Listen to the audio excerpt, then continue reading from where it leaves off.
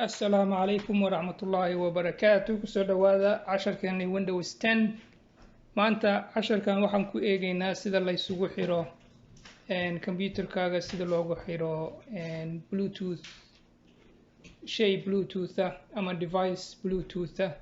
sida headset oo kale speaker phone wax kasta shay kasta oo ku shaqeeya Bluetooth sida loogu xiro marka example kan ama tusaalahan maanta waxaan idinku tusayaa sida headset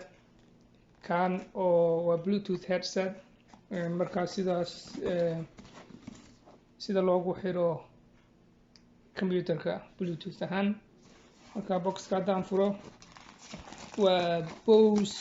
wireless headset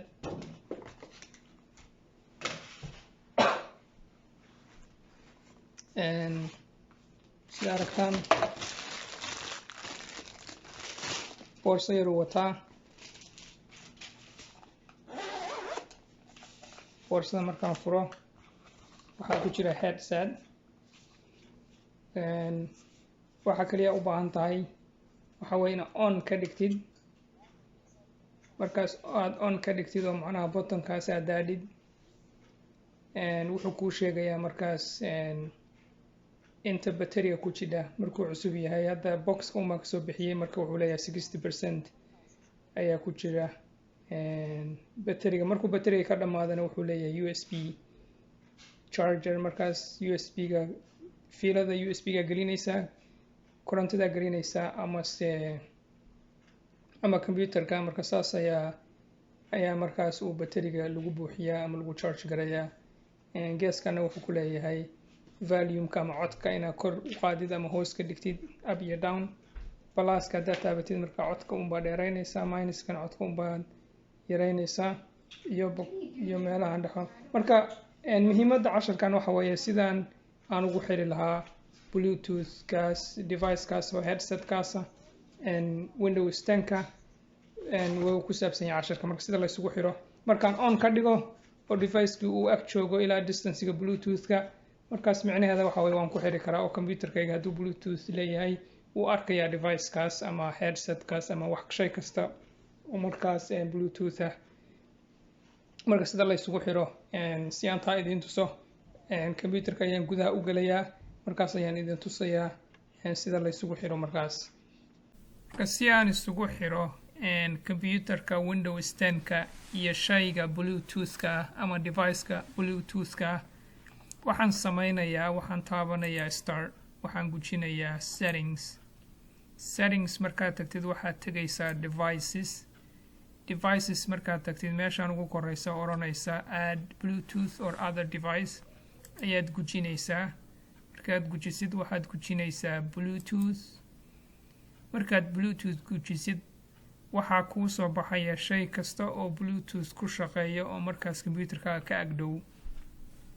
marka tusaalaheena waxa weeye wuxuu ahaa geedka dhagaha la gashto oo headset-ka oo magaciisa wuxuu ahaa Bose marka wakaasa Bose hadduu noo soo baxay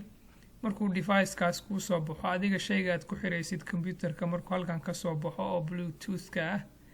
hadduu kaaga soo bixi waayana macnaheeda waxa weeye wuu dansan yahay shaygaas ama se Bluetooth kuma shaqeeyo markuu kuu soo baxo marka shayga aad rabtid inaad ku xidhid waad gujinaysaa markaad gujisid wuxuu oranayaa connecting marka hadda wuxuu ii sheegayaa inuu macnaha headset-kayga ama geedka dhagaha la gashto uu computerka ku xirmay markuu saa ugu xirmo waxaan gujinayaa done